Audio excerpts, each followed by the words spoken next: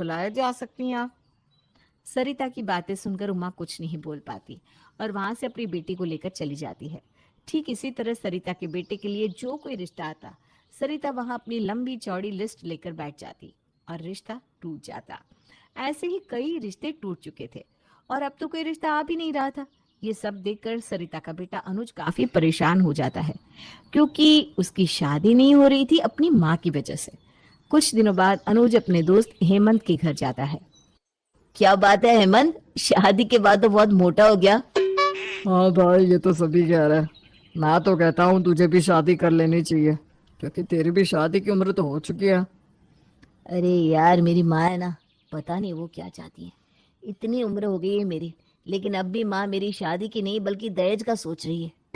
दोनों बात कर रहे होते हैं तभी वहां हेमंत की पत्नी सुधा आती है और अनुज की बात का जवाब देते हुए कहती है, फिर तो अब आपको अनुज जी और जल्दी शादी कर लेनी चाहिए।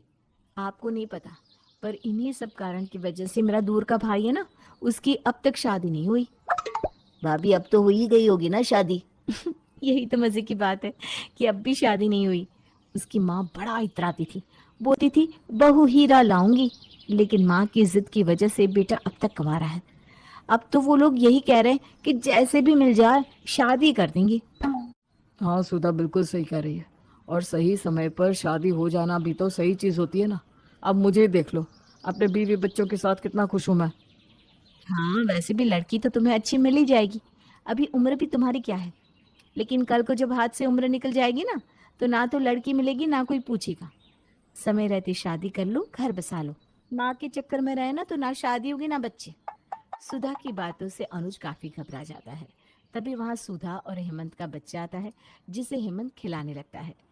हेमंत को अपने बच्चे के साथ इतना खुश देखकर अनुज कहता है, तू सही कह रहा है हेमंत, तुझे देखकर तो मुझे भी यही लग रहा है कि शादी कर लेनी चाहिए, वरना क्या भरोसा कब कैसी लड़की मिले।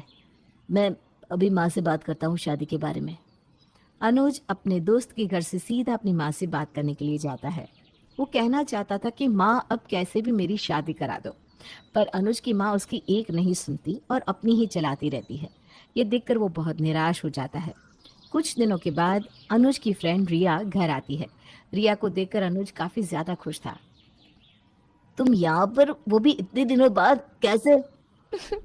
अब तो तुम मुझे याद करती ही नहीं, तो मैंने सोचा क्यों ना मैं ही मिलने आ जाऊं तुमसे। और वैसे भी मुझे तुम्हारी बहुत याद आ रही थी। अब तो मैं यहाँ पर कुछ दिन रहकर ही जाऊंगी। मेरे यहाँ रहने से कोई परेशानी तो नहीं होगी ना तुम्हें? अरे तुम भी कैसी बात कर रही हो रिया, तुम्हारे यहाँ रहने से भला मुझे क्यों परेशानी होगी? मैं तो बल्कि बहुत खुश हूँ तुम्हें देखकर। तुम्हारा जब तक मन करे तुम यहाँ पर आराम से रह सकती हो। इनफैक्ट मैं भी तुम्हारे साथ काफी अच्छा समय बिताऊंगा। रिया के आने से अनुज काफी ज्यादा खुश रहने लगा था और अब जब भी ऑफिस से आता तो सीधा रिया से बात करने लगता। ये सब अनुज की माँ देख रही थी। काफी समय बाद अनुज को इतना खुश देखकर उसकी माँ को भी अच्छा लगा था। कुछ दिनों बाद रिया जाने की बात करती है तो अनुज परेशान हो जाता है। अरे रिया, क्यों जा रही हो? तुम्हें पता है ना मैं तुम्हें कितना पसंद करता हूँ, और तुम भी तो मुझे कितना पसंद करती हो। अब तुम मुझे ऐसे यहाँ से छोड़कर तो नहीं जा सकती। मैं तुम्हारे बिना कैसे रहूंगा? हाँ अनुज, तुम बिल्कुल सही कह रहे हो। इस बात में कोई शक नहीं कि मैं तुम्हें पसंद नहीं करती, लेकिन मेरी भी तो बात समझो ना। मैं यहाँ इतने दिनों तक रह गई, लेकिन अब मैं किस हक से यहाँ रहूँ? तुम्हारी दोस्त होती तो रह भी जाती, लेकिन अब मेरे दिल में तुम्हारे लिए प्यार आ गया है। अब मैं यहाँ और नहीं रह सकती। तुम्हें पता है, अगर तुम चली गई तो मैं फिर से पहले की तरह उदास हो जाऊंगा। फिर भी तुम मुझे छोड़कर जा रही हो, ये तो बहुत ही गलत होगा ना मेरे साथ। मैं भी नहीं जाना चाहती, लेकिन तुम मेरी बात तो समझो। मैं नहीं रुक सकती, और अब तुम मुझे रोकने की कोशिश भी मत करना भाई। इतना कहकर रिया चली जाती है। रिया के जाने के बाद अब अनुज बहुत ज्यादा उदास रहने लगा था।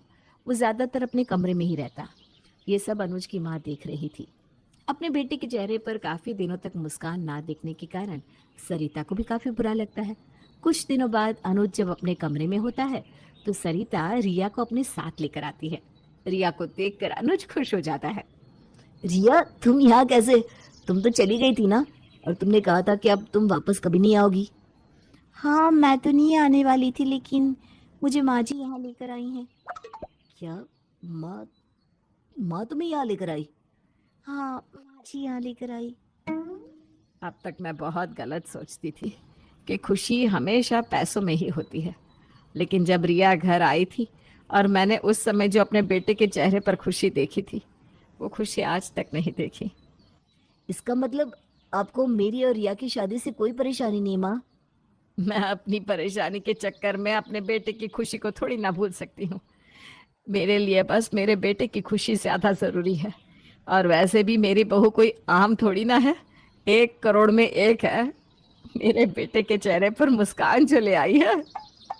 सरिता को आखिरकार अपने बेटे की खुशी के लिए खुद को ही झुकाना पड़ता है।